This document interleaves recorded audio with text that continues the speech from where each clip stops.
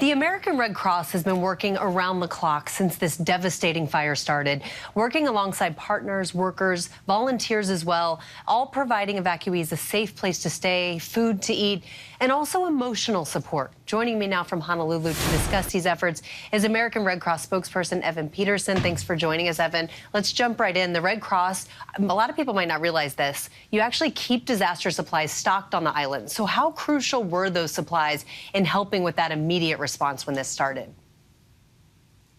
The Red Cross responds on average about 60,000 disasters a year. So we are very good about preparedness and deploying these resources whenever they are needed. So yes, we have offices here in Hawaii, and ahead of this disaster, we have warehouses all over the area. So we have these supplies ready to go.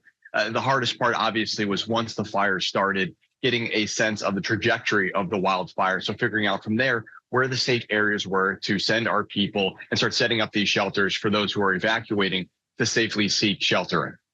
Let's talk volunteers. Since the start of the fires, 1,300 local residents have begun their Red Cross volunteer training. Incredible numbers. How helpful has that been to your response efforts there?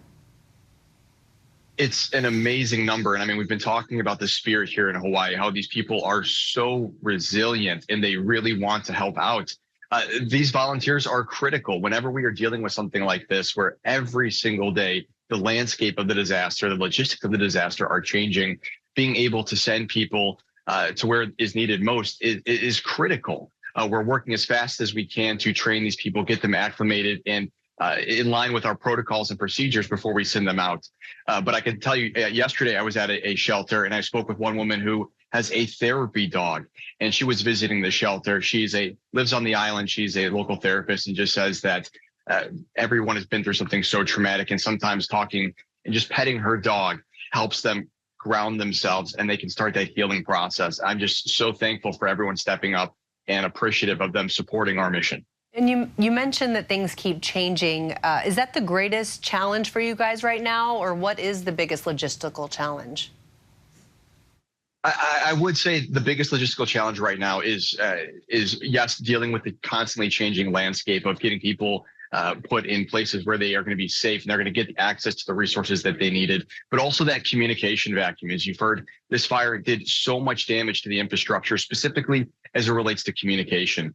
Not just power lines are down and things like that, but cell phone towers. So people aren't able to call their loved ones and check in. Where are you? How can we meet up with you? So the Red Cross is currently working to spearhead a reunification process. And we ask everybody, we know cell phone service is spotty, but please come to one of our shelters, charge your devices, charge your electronics, and then see if you can try to start connecting to those loved ones. Anyone who wants to begin that effort, we're asking you to please call 1-800-RED-CROSS. That's 1-800-733-2767.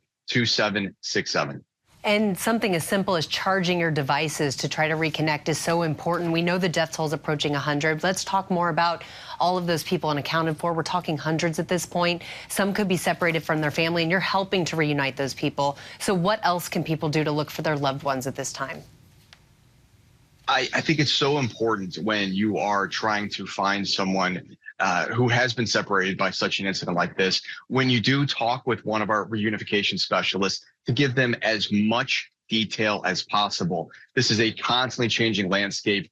The neighborhoods, the areas, even what people may look like may be different. They maybe haven't had a chance to change their clothes in a couple of days. So giving them the best description possible, as much detail about where they were when you last communicated with them and spoke with them.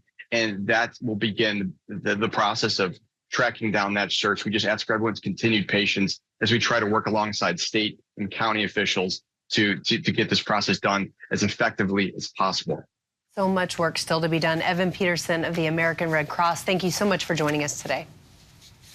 Thank you. Hi, everyone. George Stephanopoulos here. Thanks for checking out the ABC News YouTube channel. If you'd like to get more videos, show highlights, and watch live event coverage, click on the right over here to subscribe to our channel. And don't forget to download the ABC News app for breaking news alerts. Thanks for watching.